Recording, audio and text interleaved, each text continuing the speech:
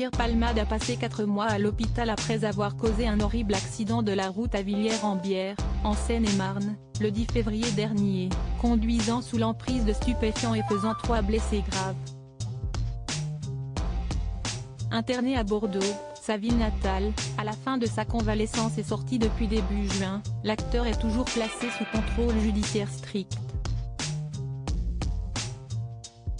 Disparu des radars depuis, l'humoriste de 55 ans a ressurgi le 24 juin dernier, filmé dans la boîte de nuit bordelaise Ultra Club entre 3h et 5h du matin. Si plusieurs sources attestent qu'il n'a pris aucune drogue durant cette soirée, BFM Télévision révèle ce mercredi 5 juillet que l'ancienne acolyte de Muriel Robin est de retour à l'hôpital de Bordeaux, en service d'addictologie. Selon nos confrères, c'est Pierre Palmade lui-même qui a demandé à retourner au sein de l'établissement le 30 juin dernier, soit 5 jours à peine après sa virée polémique en discothèque. Pour Guillaume Davido, médecin addictologue à l'hôpital Bichat Paris, il s'agit d'une sage décision. Lorsqu'il y a des patients qui consomment beaucoup et qu'on sait qu'on aura du mal à gérer la période de sevrage, il faut mieux l'encadrer. Pour rappel, l'acteur consomme diverses drogues telles que la cocaïne et les médicaments de substitution depuis les années 1990. Avant son terrible accident, il aurait confié ne pas avoir dormi depuis 3 jours sous effet de la drogue et avoir consommé de la cocaïne, de l'alcool et 8 doses de 3 MMC, selon Le Figaro. Supérieur à Pierre Palmade, François Cluzet, Benoît Magimel. Les stars sans tabou sur leurs addictions. Pierre Palmade avait-il le droit d'être en boîte de nuit?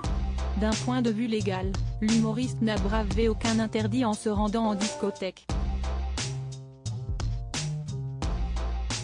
Pierre Palmade n'est pas surveillé par bracelet électronique et son contrôle judiciaire l'autorise à sortir librement, du moment qu'il reste en région Nouvelle-Aquitaine, qu'il poursuive ses soins, qu'il n'entre pas en contact avec les victimes de l'accident dans lequel il est impliqué et enfin qu'il respecte son interdiction de conduire un véhicule.